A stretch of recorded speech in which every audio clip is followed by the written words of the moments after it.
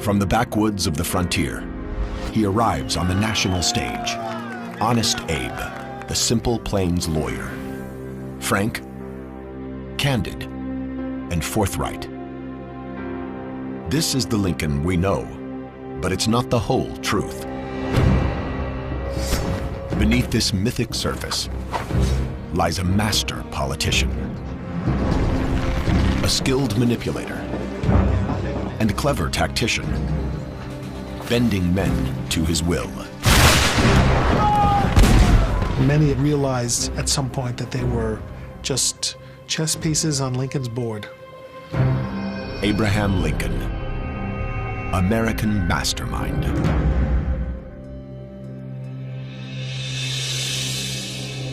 Every American schoolchild knows his image. The frontier roots, towering height, and honest reputation are all legendary.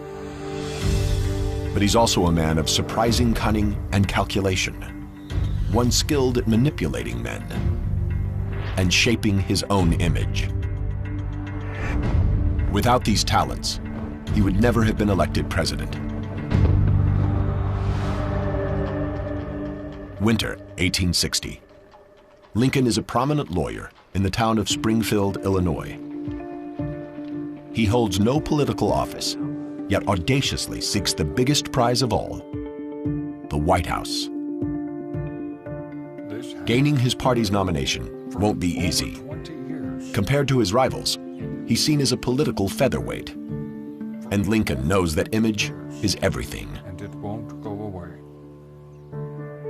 As the clerk of a troubled store, he earned the nickname Honest Abe by repaying his creditors instead of hiding from them. Now, he cleverly exploits this reputation by presenting himself as a simple man of integrity.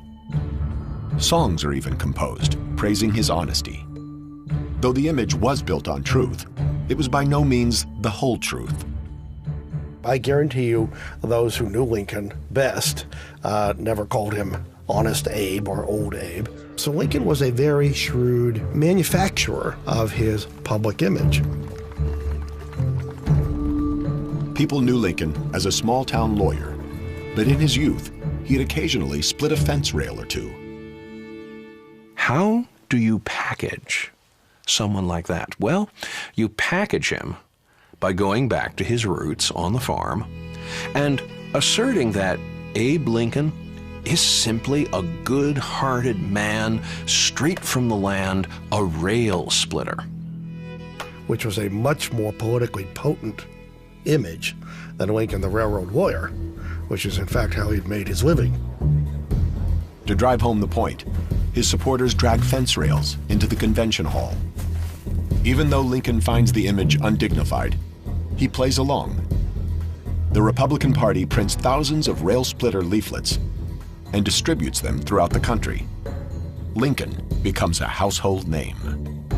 Lincoln had an instinctive grasp of how to sell himself, and it was something that evolved and grew and became more sophisticated as Lincoln himself did. Lincoln's powers of manipulation are evident early in his life. He first learns to influence people as a young man on the frontier. At age 22, he leaves his family's remote cabin for the town of New Salem, Illinois. Here, he faces a tough crowd. The Clary's Grove boys in New Salem were the local ruffians. They were up to all kinds of mischief. They were the hellraisers of the frontier. The bullies of New Salem see a chance to humiliate the newcomer. So they challenge Lincoln to a wrestling match. According to some witnesses, the gang's leader plays dirty. But Lincoln doesn't give up. His willingness to stand and fight has a profound impact on the Clary's Grove boys. Lincoln, far from further aggravating the opinion of this local gang, actually won their admiration. And it's the first great indication of the persuasive power that Lincoln had with people. He loses the match, but learns an important lesson, turning one's rivals into allies has its rewards. They helped him win elections. They went out and voted for him at elections and promoted his candidacy in other villages and helped him to win his first election to the legislature. In 1837, at age 28, he first arrives in Springfield, Illinois, and casts his spell over voters and juries alike. But the younger Lincoln doesn't limit himself to the high-minded rhetoric that will make him famous. He excelled at slicing up his political opponents with sarcasm. The problem was he learned fairly early on that sarcasm makes you as many enemies as it does friends. Lincoln's sharp wit eventually gets him into trouble. He publicly ridicules a politician named James Shields, calling him a fool and a liar. In response, Shields challenges him to a duel. Lincoln will not be dubbed a coward, but he faces a real threat to his life. So he manipulates the situation by laying down the terms. For their weapons, Lincoln skips the customary pistols and instead chooses swords. The reason soon becomes clear. Before the duel began, Lincoln emphasized his long reach by taking his saber, his sword, reaching up and slicing off a branch of a willow tree above him and giving Shields an idea of how long his arms were and what he might do to him in the course of the duel. Lincoln also demands they place a board between them that neither can cross. This gives Lincoln, with his long limbs, a natural advantage. The two men soon reach a peaceful agreement, and the duel is called off.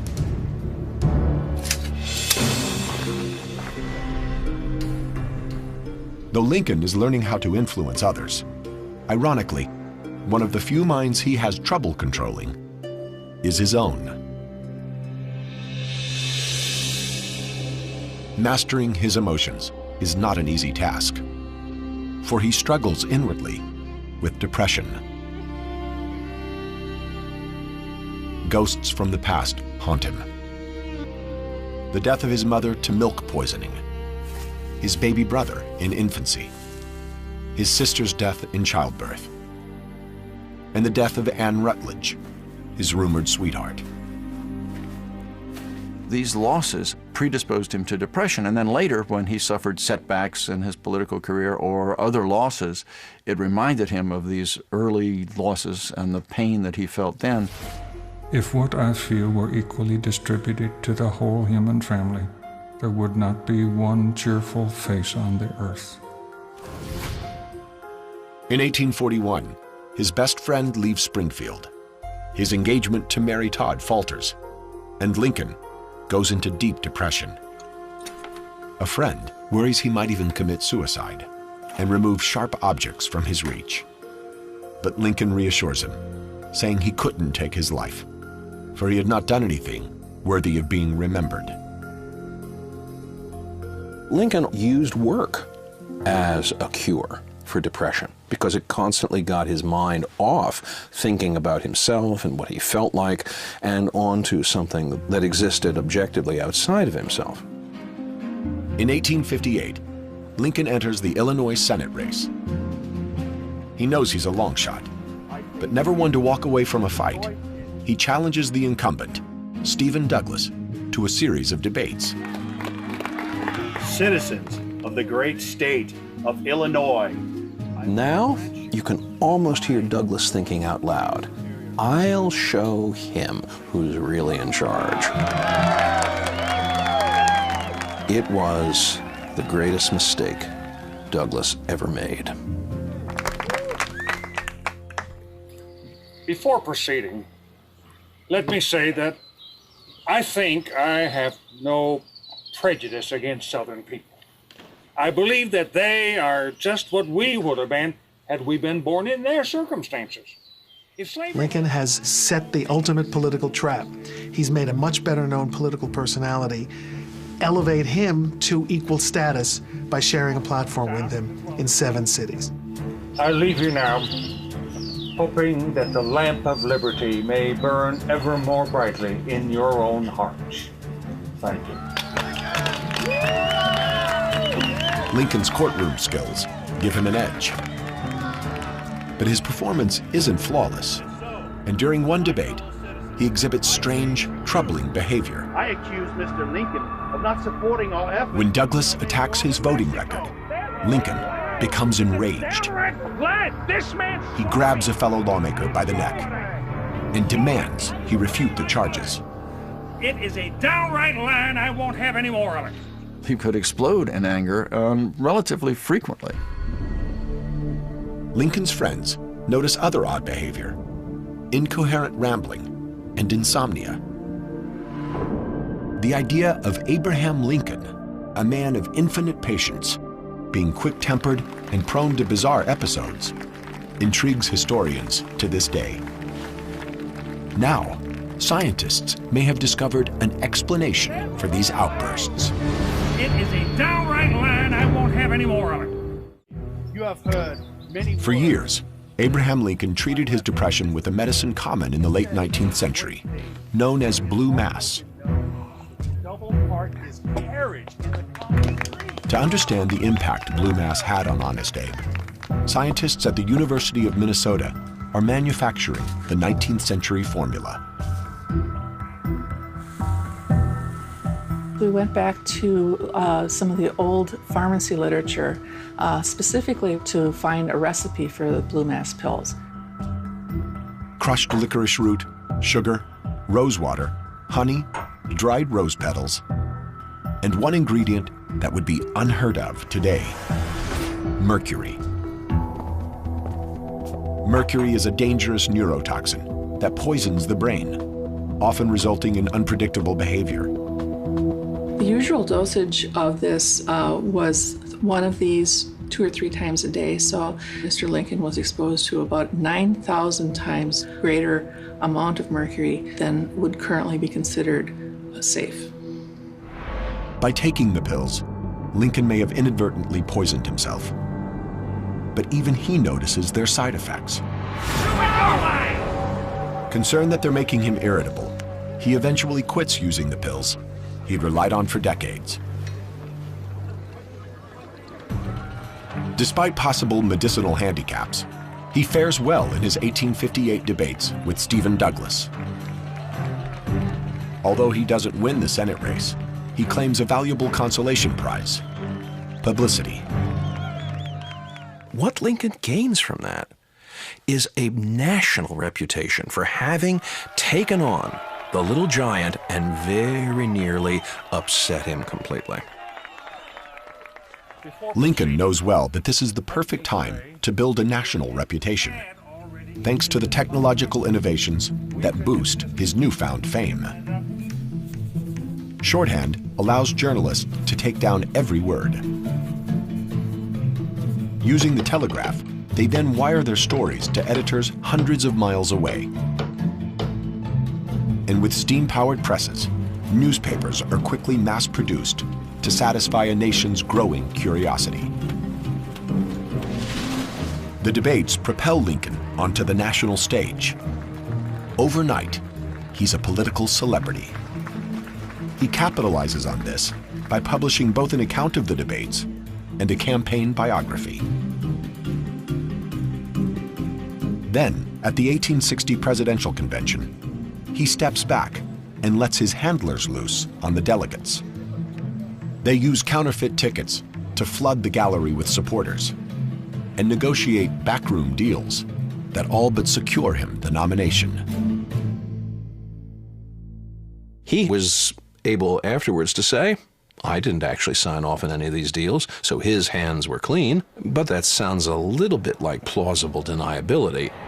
In a stunning demonstration of political brilliance, Lincoln, a virtual nobody just 3 years before, emerges victorious.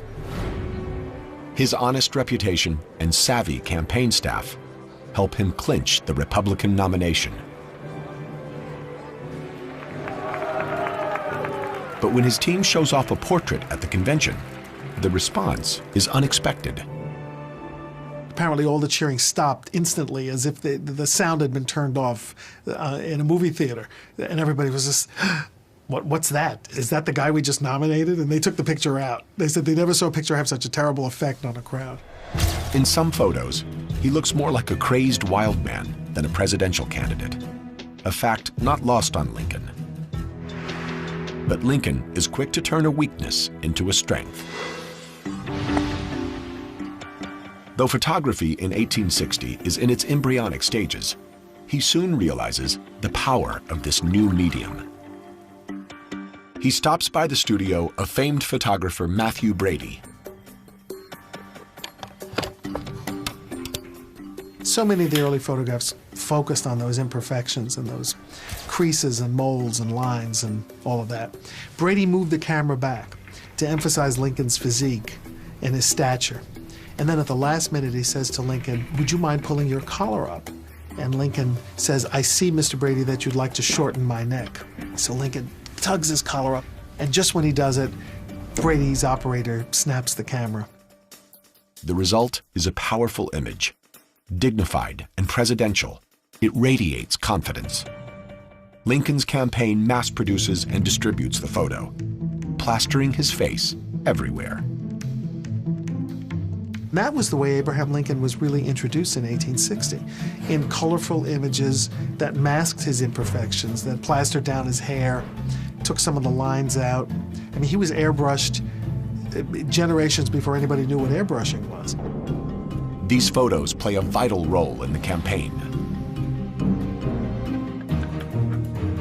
In the final weeks of the race, instead of giving speeches, he poses for photographers and sculptors every chance he gets.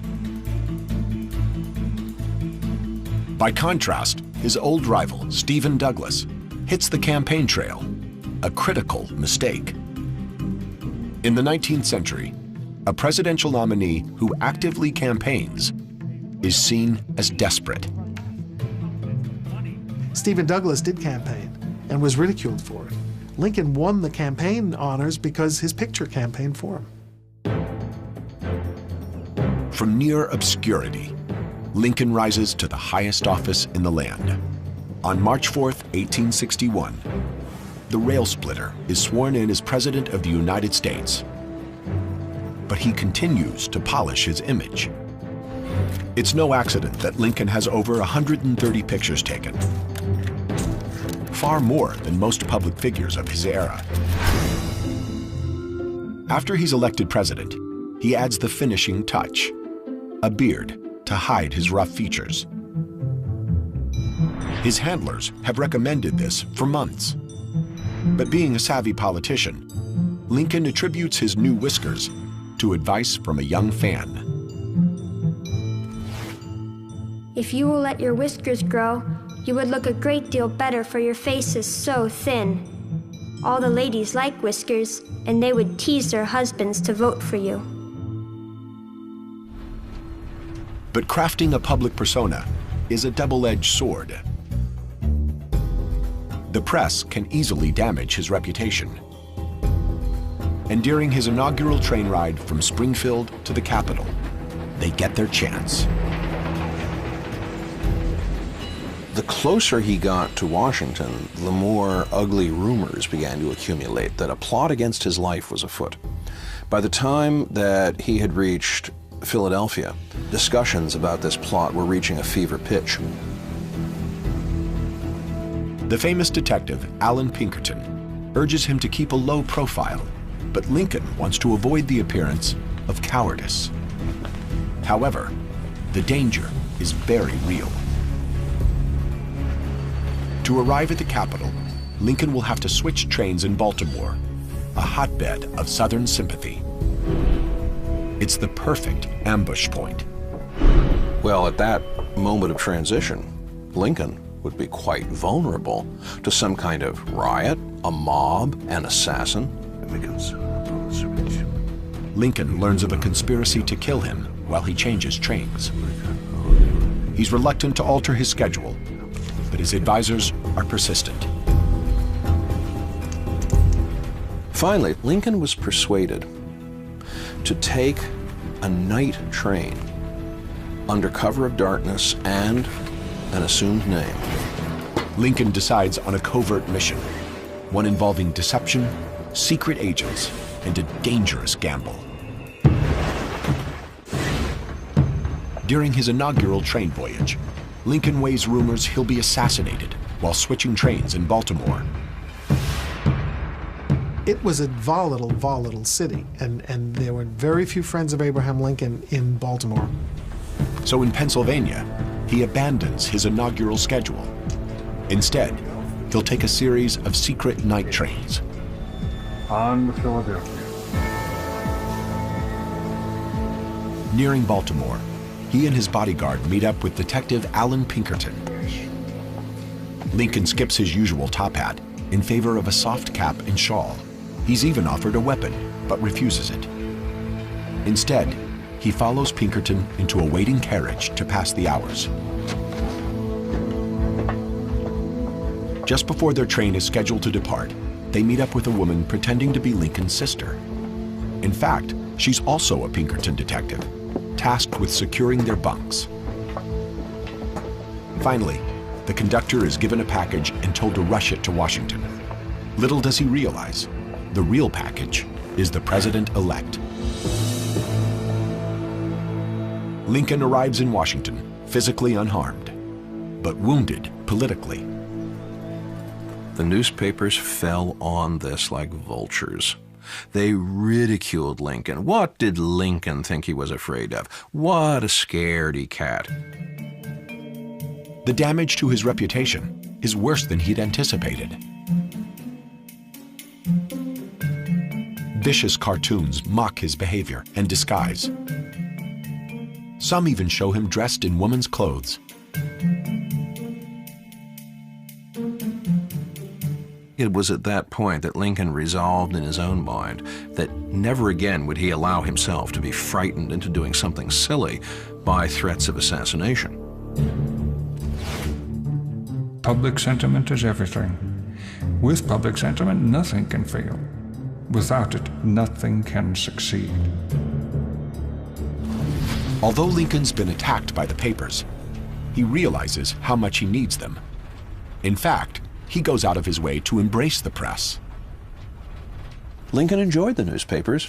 He also understood their power for shaping public opinion, and he manipulated them with as much cleverness as he manipulated members of Congress. Lincoln makes friends with reporters and editors. He hangs out at newspaper offices. Occasionally, he even ghostwrites editorials. After delivering a speech in Springfield, he not only gives a copy to a journalist, but follows him back to the office to check the final article for errors. When he becomes president, Lincoln makes a shrewd decision. To this point, new administrations had singled out their favorite paper to act as a mouthpiece. Lincoln skips this tradition and establishes a White House press corps. He will let them fight amongst themselves for scraps of information and favor from him. He's a master at using subtle influence to control fellow politicians, and he needs to. For many party leaders underestimate him. They fear he's nothing more than an uneducated frontiersman. I don't know where the mistakes are. That made Lincoln successful in November, but it also fed the uncertainties, the doubts, even the enmities of some of his fellow Republican politicians. Many fought him for the nomination and still feel the sting of defeat. Instead of ignoring these rivals, Lincoln disarms them with a brilliant tactic. He invites them to serve in his cabinet. One of the reasons Lincoln did this was because he knew that in order to unify the party, he had to have all factions represented, the radicals, the conservatives, the moderates. And it showed a lot of self-confidence on Lincoln's part because he knew that people regarded him as infinitely inferior to them and infinitely less worthy of being president. Two of Lincoln's appointments are especially headstrong. Secretary of the Treasury Salmon Chase and Secretary of State William Seward. Seward doesn't think much of Lincoln and says so openly. Extremely disappointed. Disappointed? You're disappointed? Seward erupted in anger and said, "I, who have founded the Republican Party, who have been its intellectual head for years, have had to be passed over by this backwoods lawyer from Illinois." Disappointed. But as much as he can't stand Lincoln, Seward despises Salmon Chase even more. When he hears his arch rival has also been appointed to the cabinet, Outlined in this memo. he's so upset he submits his resignation. But Lincoln doesn't accept it. Mr. Seward, you're a man of talent and ability. Instead, he turns Seward into one of his closest allies. I ask you to take this position because I need that ability. Lincoln very gently but very firmly put him in his place, and as a result, Seward worked very closely with Lincoln, and they became very close friends. Lincoln's subtle influence keeps his cabinet in line, but his powers of manipulation are tested by a greater challenge: civil war. In the winter of 1860, the nation sits on a powder keg, with war looming. Many doubt Lincoln can handle this tense situation. His critics, once again, underestimate the man. As early as his inaugural address, Lincoln is already stacking the deck in his favor. The important thing is to lay the groundwork so that if war comes, it will be forced upon the North by the South. In your hands, my dissatisfied fellow countrymen, and not in mine, is the momentous issue of civil war. Lincoln knows whoever fires the first shot will be seen as the aggressor and lose popular support. Tensions are high after South Carolina's secession from the Union. In response, federal troops had retreated to Fort Sumter, an island garrison on the coastline. This doesn't sit well with Confederate leaders, who claim the fort as their own. Lincoln knew that Fort Sumter would be contested. His insistence all along had been Fort Sumter is federal property, which was a real finger in the eyeball of South Carolina. So the Carolina militia lay siege to the fort, trapping dozens of federal soldiers. After analyzing the situation, Lincoln's cabinet presents him with two options. He can send in troops to defend the fort, but any show of force could drive the border states, Delaware, Maryland, Kentucky, and Missouri, into joining the Confederacy. And defending Sumter would require a large number of troops to secure the surrounding coastline. How many will he need? General of the Army Winfield Scott estimates between 20 and 30,000. Well, where is he going to get that? There's only 16,000 soldiers in the entire United States Army in 1861. But the alternative isn't much better. It makes him look weak. Lincoln can concede the fact and turn over Fort Sumter to the Confederates and evacuate the garrison, in which case his administration is dead on arrival. The first challenge the Confederates make to his authority as president, he is conceding to them.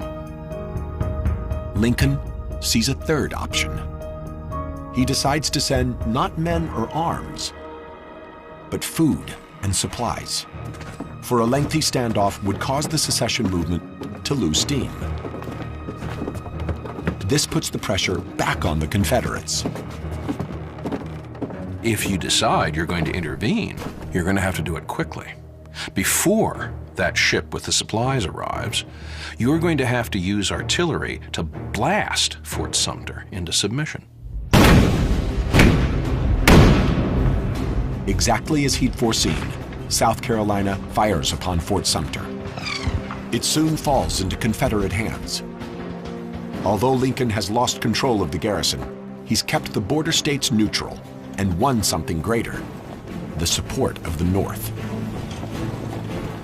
When Lincoln issued a call for 75,000 volunteers, he was swamped. Far more than 75,000 people responded. But getting his military to act is more difficult than he realizes. Lincoln's authority is questioned by his commanders, especially General George McClellan. Early in the war, Lincoln had promoted McClellan to lead his armies. Their relationship started off well, but quickly soured. McClellan took a demoralized, defeated Union army, whipped it into shape, restored its morale, equipped it and trained it and supplied it well, but then had no nerve to actually use it in a fight. McClellan's reluctance to engage the enemy tries Lincoln's patience. For months, he urges the general to be more aggressive. Even after a hard-fought victory at the Battle of Antietam, McClellan refuses to pursue Lee's army. Instead, he blames the delay on his tired cavalry. Lincoln telegraphed back, "What have your horses been doing lately that fatigues anything?" Instead of heeding Lincoln's pleas, McClellan repeatedly snubs the president. Lincoln would go visit him, and he wouldn't bother to get out of bed. He would say he was busy with breakfast. Time and again, McClellan treated Lincoln with abject contempt. Many politicians wouldn't stand for this, but Lincoln favors logic over emotion. He controls his temper and removes his ego from the equation. Lincoln wouldn't take things personally and was therefore able to keep the North united, to keep the Republican Party united, and that unity was the secret to Northern success. Lincoln is a master at pulling strings behind the scenes. But to preserve the Union, he feels compelled to step out from behind the curtain. In 1862, his desire to take control leads him to do something that shocks his advisors. The president takes personal command of his armies in the field. Spring 1862. The war is going badly for President Lincoln. What was supposed to be a short engagement has stretched over a year, and the news keeps getting worse. From its Norfolk port, the Confederate ironclad Merrimack devastates the Union Navy. Lincoln, seeing no other option, takes the unprecedented action of personally commanding troops in the field. No one thinks Lincoln is serious, but his trip to the front lines is no joke. Lincoln is willing to micromanage the smallest detail if he has to. I think that a flanking action is probably our best bet. I think he was impatient with McClellan. He was impatient with the sluggish pace of Northern advance. So he decided to go and do a little generaling himself, or in this case, a little admiraling. Lincoln commandeers a ship to scout landing points for an amphibious assault. He wants to reclaim the valuable naval yard at Norfolk. Having found a suitable landing site, he presses his generals into action and launches the attack on the Norfolk port. McClellan has overestimated the enemy's size there. Outnumbered by Union forces, the Confederates retreat and hand Lincoln a great victory. Norfolk was taken and the Merrimack was then scuttled, and it was a brilliant campaign by Lincoln. And the soldiers and sailors who were involved said if Lincoln hadn't come down here and galvanized everybody, it wouldn't have happened. Lincoln, the political mastermind, has now added military strategist to his portfolio. But his senior officers are appalled by his lack of training. His Southern foes are highly skilled in battle tactics. Jefferson Davis, the president of the Confederacy, has impressive credentials. Jefferson Davis had been to West Point. Jefferson Davis had been a hero of the Mexican War. Jefferson Davis had been a distinguished Secretary of War. Lincoln had no such credentials or background. Early in the war, Lincoln realizes he lacks knowledge in military strategy. So he turns to the same place he learned to practice law, the pages of books. He went to the Library of Congress and ordered books. He read them, and suddenly he knew as much about war strategy as anybody who had gone to West Point. Having done his homework, Lincoln is eager to put his knowledge to use. So he writes his generals outlining his thoughts. While the North has superior numbers, a larger army and navy, The South has interior lines, road and rails to quickly transport their troops and outmaneuver the Union. Lincoln weighs these strengths and then suggests a course of action. We must fail unless we can find some way to making our advantage an overmatch for his. This can only be done by menacing him with superior forces at different points at the same time. By attacking from both the east and west, Lincoln can prevent the Confederates from simply shifting their forces. However sound his strategy, Lincoln struggles to convince his generals. Lincoln finally found some generals who would actually do it. And when Grant and Sherman and Sheridan and Thomas then start putting the pressure on all fronts, Lincoln says, well, finally, that advice that I've been trying to get my generals to adopt for the past 2.5 years is being taken.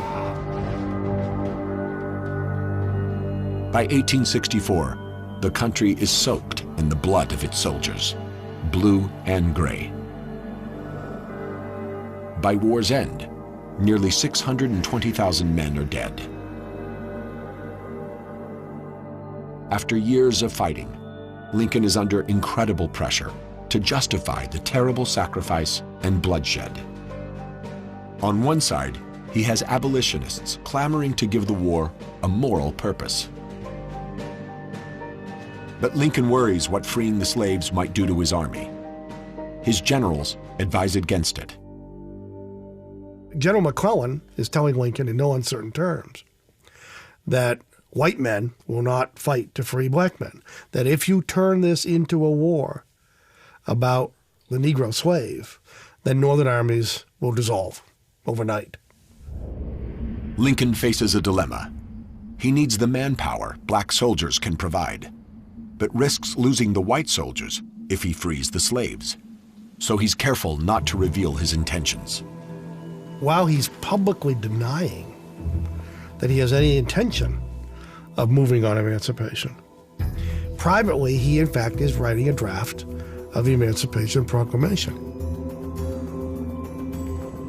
Lincoln waits for a Union victory before proceeding. And when he finally makes the announcement, he emphasizes the practical benefits. The proclamation only frees slaves in Confederate states. It reduces the Southern workforce and adds 200,000 black recruits to Union ranks. At the same time, Lincoln begins to cast the bloodshed in a new light. He persuaded people that there was a secondary cause to the war, that Union meant liberty, that liberty would preserve the Union. It was intertwined. Every man has a right to be equal with every other man. In this great struggle, this form of government and every form of human right is endangered if our enemies succeed. Overnight, Lincoln redefined the war. No longer is it a war about states' rights. It becomes a war for human rights. Lincoln's shrewd mind infuses the war with a new purpose. As the fighting intensifies, he continues to be a hands-on commander-in-chief. But Lincoln's lack of experience occasionally shows through. And when the fighting reaches Washington's borders, he makes a critical blunder.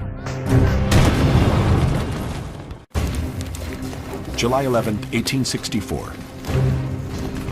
A Confederate raiding party sneaks to the outskirts of Washington. At Fort Stevens, they engage Union forces. With General Grant occupied to the south, Lincoln decides he'll supervise the action himself. Flushed with confidence, he walks right into the line of fire. Lincoln wanted to go out and see the fighting. And so he did. He went out and stood on the parapet and observed the Confederate forces coming and the Union resisting them. Lincoln is so fascinated by the battle, he ignores the danger. Up on the parapet, he's exposed to Confederate sharpshooters. By that time, everybody knew who Abraham Lincoln was and what he looked like, and he was the tallest target in the United States.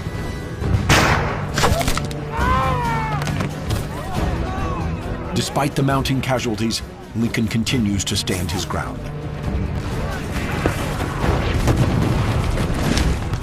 The staff officer for the 6th Army Corps yells at Lincoln, "Get down, you fool! You're going to get shot." Lincoln retreats to safety, miraculously unharmed. Although many question his judgment, no one questions his bravery. The next day, he returns to boost morale.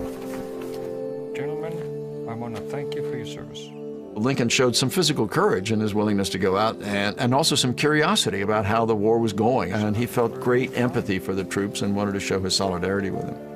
His involvement with the troops pays off politically. By 1864, the country is war-weary, and Lincoln's re-election prospects look bleak. He squares off against George McClellan, the Army's former general. Surprisingly, the soldiers' vote goes overwhelmingly to Lincoln. And soldiers appreciated that he cared about them, that he sympathized with them, that he was in their corner. And they would say when something went wrong, once Father Abraham finds out about this, it'll be fixed. Lincoln lives up to his fatherly image. He identifies with the troops because he shares a humble background with them. And this makes their deaths all the more painful.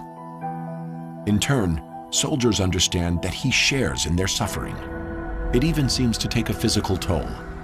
In just a few months, he loses weight dramatically. He looked like someone who had internalized all the carnage and suffering of the war inside himself. He looked like death warmed over. Whichever way it ends, I have the impression that I shall not last long after it is over. The springs of life are wearing away. Lincoln senses that he has little time left, and in his last few months, uses his persuasive powers to their full extent. He knows that the Emancipation Proclamation could be overturned, so he permanently bans slavery with a constitutional amendment. By one means and another, people who had previously opposed the 13th Amendment decided to stand back or to vote in favor of it, and the man operating the controls behind the curtain was that rough, intelligent farmer, Abraham Lincoln. But Lincoln's days are numbered. On April 14, 1865, an assassin ends his life. After his death, the image Lincoln helped create rises to take his place. Well, the rail splitter Lincoln is much closer to our idea of rough-hewn, muscular, frontier democracy. It's a very appealing image. It brings him closer to us. But the real Lincoln remains elusive, for he's shrewder, craftier, more manipulative than the myths portray. With an invisible hand, he bent men to his will, and did it so well that only now are we coming to understand his methods. For Lincoln's greatest trick was hiding his talents, disguising himself as a simple, unassuming man from the plains. Lincoln knew how to use both the intelligence and the conclusions people were coming to when they met him. He knew that they were underestimating him, and he let them.